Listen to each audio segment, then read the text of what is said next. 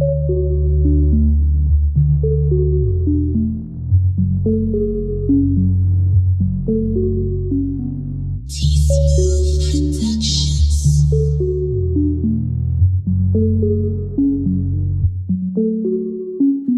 jazzy. You everything a man could ever want, girl, you jazzy. You not about that drama, you loyal and classy, you jazzy. And all these other niggas shoot the shot, but you ain't having it, girl, you jazzy. And I love you to the moon and back, baby, girl, you jazzy. Watching the Jazzy Mango Red Carpet Lounge. Make sure you sit back and relax, and we got a hot show for you today. So make sure you subscribe, and stay tuned. Look here, y'all already know what time it is. It's your boy, the big old black Ric Flair, Osker Dizzle, and I'm kicking in here with Jazzy Mizzle. Follow me on social media at Osker D Nation, OSKERD Nation. It's all connected. Mango After Dark, the Red Carpet Lounge. Y'all already know what it is. All I hear is raindrops falling from the rooftop. Ooh, baby, tell me why'd you have to go? 'Cause this pain I feel it won't go away. And today I'm officially missing you. Afford to have you over the jail, okay? Especially not over a clown like Marty. Listen, that reminds me. I got something that belonged to you. You lost it. And I think you need to make sure that from here on out, you keep up with it. You know I love you, right? With every fiber of my being. And it's nothing I wouldn't do to make sure you're safe. I know you will.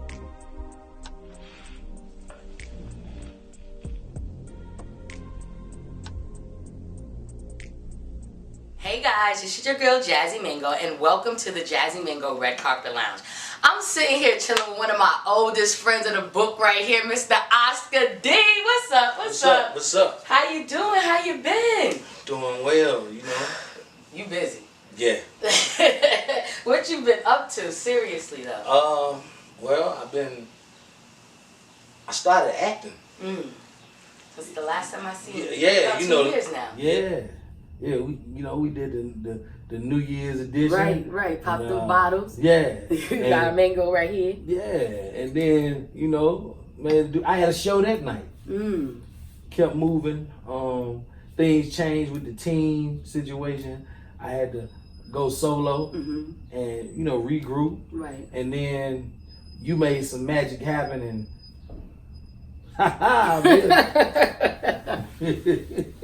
So, that's funny that you touch on that. How important is it to have a supportive team behind your back? That's vital to success.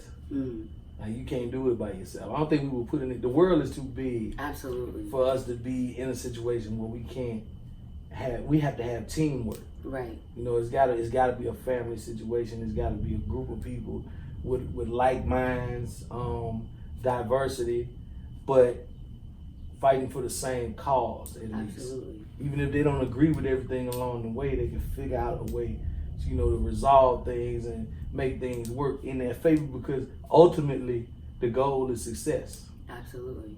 So for you, you are like a serial entrepreneur. So you have so many things going on. How do you have the time to not sell yourself so short or too thin? Well, what I've found out over the years is, everyone has multiple talents.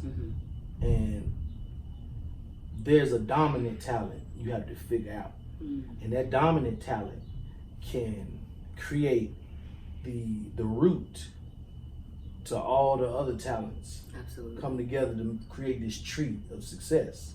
You know what I'm saying? So what I've found that over the years I was focusing on the wrong craft. And honestly, now the acting is the nucleus, it's the root. It's creating avenue for the music. Absolutely. It's creating an avenue for the talk show and for the, you know, for being an advocate of righteousness, different things like that. And it's making things flourish now. So, you know, it's funny that you just said an advocate for righteousness. You know, it's 2019, and usually on my Red Carpet Lounge show, I talk about everybody being an entrepreneur. But I kind of wanted to do a little bit of twist with you, especially because it's 2019, and a lot of people, women especially, are believing that chivalry is dead. And I know for a fact that it's not, because I got you as a friend. And like I tell you all the time, you're an upstanding man. You can tell that you just been raised right, and you use the knowledge from your youth into your adulthood. What would you say to maybe a man, I want to say, that's just maybe lost his way and doesn't necessarily know how to treat a woman because he's never been taught? Well, To be honest, I mean, I was raised, you know, to have chivalry by being taught and as well as observing. I had both of my parents at home. You know what I'm saying? Which is something that everyone isn't fortunate enough to have, and it makes me sad to see that. Salute to the people that grow up and become great people with one parent. Absolutely. It's a hell of a parent to be able to do that, you know. But I had both parents there, and I watched my father treat my mother like a queen and her treat him like a king. I saw it. Like, may not have been able to understand it growing up, but I watched it. Not a day passed that they didn't tell each other they loved each other, gave each other a kiss, hug. They told me the same thing every day. So I understood what love was, and they also showed me love. They spent time with me. They checked me when I was wrong. They explained to me why they checked me. You know what I'm saying? I had all of that. And I remember one day, my mom was sitting in the living room, and my dad, they sit there and watch TV. I used to watch TV with her. And she was about to say, she was like, you know what I would like? He was like, don't say another word. He gets up, goes in the room, puts his shoes on, starts coming out. He was like, I'll be right back. She was like, where you going, baby? Baby, I'll be right back. So he went, he came back. He comes in the house with a pint of black walnut ice cream. And she was like, how did you know? And he was like, I know my wife. You know, that's when you do things without having to be told. When you can really finish a thought or a sentence. You know, it's a beautiful thing. I saw that. He wasn't too good to do dishes in the house or cook or clean. He was a man. He was a man out there in the streets where when he needed to do things, he was respected. And in the home, he was as gentle as he needed to be or as stern as he needed to be. I didn't see a punk growing up. I saw a man. I saw a superhero. I saw something that the Avengers couldn't do. You know what I'm saying? I lost him in 2010, but he was something else. He was 5'2". Little short, wore a size 6.5 shoe. So where you get your height from? From my mom's side. Okay. My grandmother's like 6'1". Oh wow. Yeah, so I wear a 14 shoe. Yeah, you got the 6.5. Yeah, I wish I was met in the middle somehow. Oh my goodness. But what I would tell a young fella, a man period, is, you know, you should take pride in doing what's right. You know what I'm saying? Like, take pride in it. Take pride in doing the thing that's hard to you. Because we can easily do the easy thing. We can easily be lazy. We can easily, you know, make someone feel small. We can easily do that. But it takes strength to lift someone else up. Absolutely. In a situation. I look at it like this. I try to treat women with the same respect that I would treat my mother. Absolutely. Because I'd be damned if I let anybody disrespect my mother. I would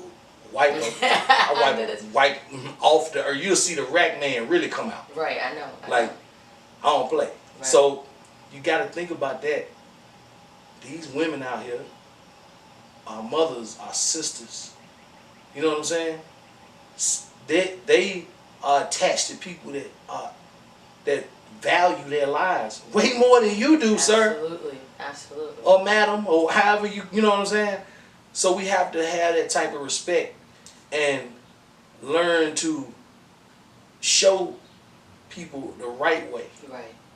You know, chivalry shouldn't be dead. Absolutely. So now, I know we touched on the guys, but what advice would you give to the women? Because it's equally yoked with that. Like, Yeah. you can't just expect men to be one way, and you can't just expect Nope. women to be one way. So from a guy's point of view, what can we women do to solidify our relationship? As a man, when I'm dating, when I'm with a woman, I feel like I'm in a lifelong pursuit.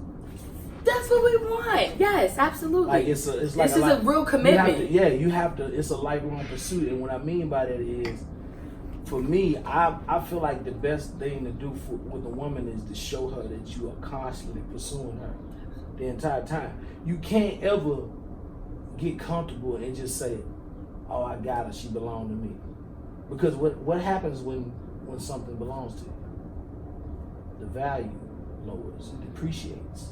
It's just like when you get a car. Yeah. You lease it. When you're leasing it, when you rent it, you can get what you want. Pay a little more, get what you want, however you want it to look. Boom, that's how it is. You rent it or you lease it. But once it's paid for, now you're responsible for everything, and you don't want that responsibility. Now you don't want it. Now it doesn't matter because, you know what I'm saying, it doesn't hold that value anymore.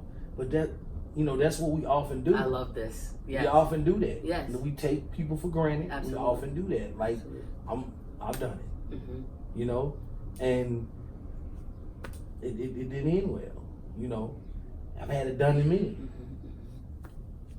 Terrible feeling. Right. You know, but yeah, you have to constantly show a person that you are pursuing them. We all want to be pursued. Absolutely. And it goes both ways. A woman has to show a man, yeah, you know, I'm pursuing you as well. Mm-hmm, mm-hmm. A lot of things, women are very independent nowadays, and that's great. But what women have to understand is you have to realize that it is imperative that you allow a man to be a man. Absolutely. And show him that you need him in a way. Absolutely. Make him feel like it just. Absolutely. I'm gonna tell you. I talk to a lot of women that are really independent. I don't want no man doing nothing for me. I feel sorry for that. And I'm like, okay, that's the problem. Yeah, absolutely. And you ain't gonna get no man like that. I'm like, yo, this is a tip. When you're in the kitchen, you know damn well you can reach that adobo seasoning in that cabinet. You're not too short to reach it. But call him in there and ask him, can he get it for you? Right. He might be like, he might call your name funny and stomp in there like he mad. He's not mad. He think it's silly. He know damn well you can reach it, but he wants to feel value. Yeah. Like he don't want to feel like a lot of times women can tend, those women that are overly independent can tend to make a man feel like he's only thing he's worth is dishing out money. Absolutely. Or their private parts. Yeah, you know that's it. Yeah. Yeah, the physical. Yeah. No, you have to stimulate a man's mind as well. Absolutely. Our minds need to be stimulated. We're not too much different. We just handle certain things different. We are all emotional. Men are emotional too, but we handle emotion different. Emotion for us honestly enhances us. It's like an injection. It's different for women. When women get emotional, they spew. You understand too. Yes. You know when you get upset. Yes. We don't do that. You guys hold it in. It's an injection. It's something that says, keep your composure. Now I'm focused. That makes sense. Yeah. That makes sense. Why you think like with athletes and stuff, with men, anything that they do, when adversity comes, it's like they rise to the occasion more. Mm. You piss me off on that court, I'm dunking on all you cats. I'm crossing you over, I'm faster, I'm quicker, I'm more precise. That's how we are. That's the thing that we have. You know. Women on the other hand, they spew it. Mm-hmm. And it's not either one of our faults. Right. It's just that's the difference between us. And it's not viewed properly. They're like, oh, men have no emotion. Yes, we do. Things bother us, things annoy us, things upset us. But that's why we have to be the calm for each one's storm. It only makes sense. You know what I'm saying? That's why when a woman gets upset, she got to have a man to hold her. Right. To calm her. Right. Because he can be rational when she's not. And when he's not being rational, she is. She's the one that'll tell you, hey, don't you go out in them streets and do this tonight. I got a bad feeling about it. We don't get them bad feelings. Right. We just know, sit down. Right. Because see, you are out of control right now. I don't know what's going on out there, but I know you in this mode out there is not good for anyone. Right. So I need you to sit down. Y'all can predict what's gonna happen. Absolutely. You're gonna get shot out here tonight, man. Right. Stay home. It's not feeling good. Yeah. Absolutely. You should tell a person what it is from the door. Right. Put all your little situations out there, and you give a person the option to decide if they want to deal with you or not. Right. You know. Now, how do you think dating in the industry that we are in is? Like, if you were to be dating someone, what would you expect from them, and what would you want them to expect from you? Well, like, do the rules change because we're in a different type of world? Well, do you mean like if I'm dating someone that's not in the industry? Or No, they're in the industry. Let's put it there. They're in the industry. They're in the industry? Yes. And do you want something like that? I know that's multiple questions. No, it's fine. Honestly, I would prefer someone in the industry. I think I'm single because I guess I haven't run into the right person in the industry that's interested like that. But I feel like someone who can relate to me more would understand more. Like, for instance, in the show Till Death Do Us Part, Sabia Darling plays my fiance. She plays Star. She's my fiance. Fiancés are very frisky with one another. Like, we fresh, so it's gonna be kissing and sex and all types of stuff. So I would prefer to date someone who's in the industry that can understand it, because someone that is not is gonna look at that and be like, you like her. You like her.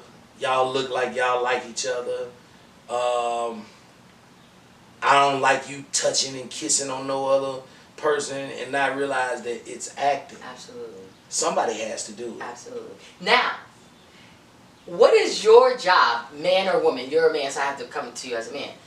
What is your job to ensure that in your significant other? Because there's one thing of it being a job, and there's another thing of you taking advantage because it is a job. Do you understand where I mean? Like, don't, because it's a job, you just doing what you want and relating and saying, hey, well, this is my job and this is my work. And you got to be transparent with each other. I think that's the problem, transparency. Because I don't have any problem with my mate doing anything in the industry that we're in. What I do have a problem with is respect. And I just want it vice versa. We got to have some ground rules on what is going to go on. You know what I mean? Like, don't be extra. You know? Like, what do you feel about that? I think some people do seize the opportunity to do that. I think the best thing to do is to be completely honest and upfront. It's really who you choose. Absolutely. Because it's like this, for instance. I've been in this entertainment business for a long time. So anyone that considers dating me has to understand that this is what you walked into. Right. So if you walk into this industry, you walk into this to a person that's in this industry, you have to understand that I want her to understand that these are the things that I have to do. And I don't have a problem with explaining certain things to you.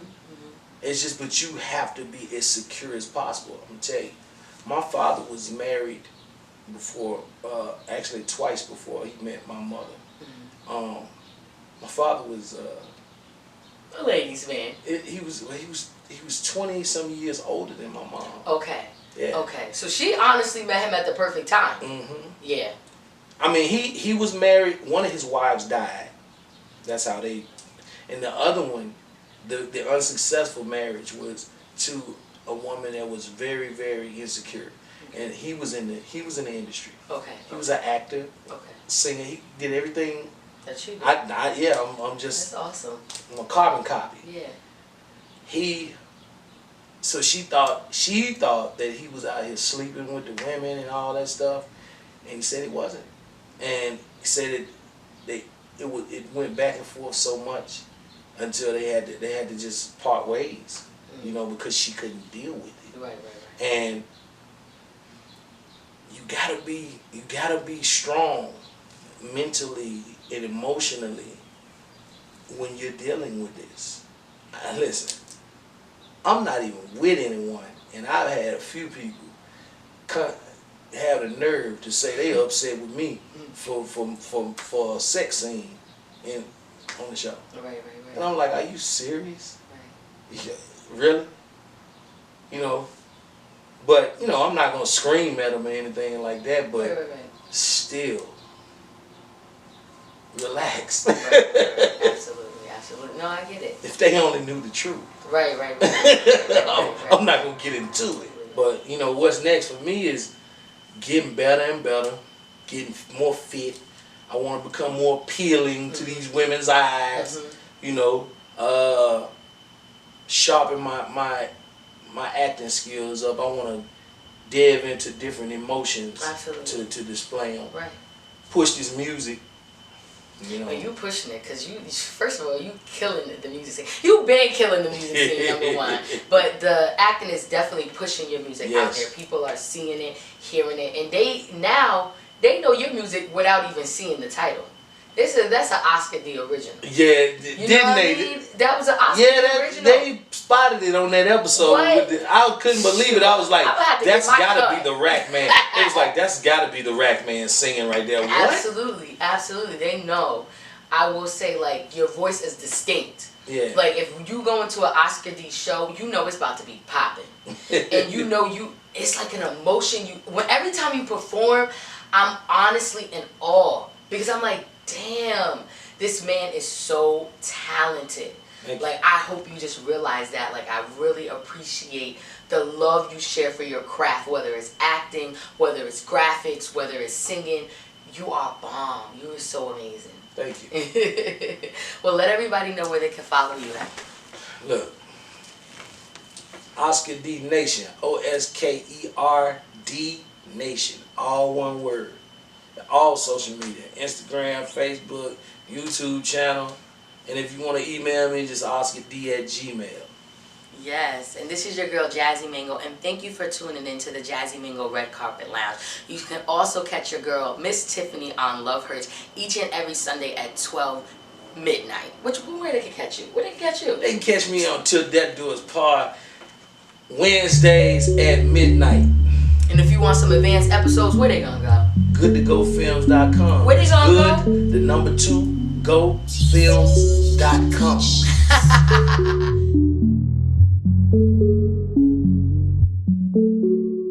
You jazzy. You everything a man could ever want, girl, you jazzy. You not about that drama, you loyal and classy, you jazzy. And all these other niggas shoot the shot, but you ain't having it, girl, you jazzy. And I love you to the moon and back, baby, girl, you jazzy. You everything a man could ever want, girl, you jazzy. You not about that drama, you loyal and classy, you jazzy. And all these other niggas shoot the shot, but you ain't having it, girl, you jazzy. And I love love you to the moon and back, baby girl, you jazzy. Yeah, I'm talking about you, baby. I gotta tell it all. And if any niggas speaking bad about you, they better knock it off. You been so good to me. Love the way you try to thing on me. And I love how you take care of me. It's like magic when you put the hands on me. Now, baby, you know it's real. Cause I told my mom.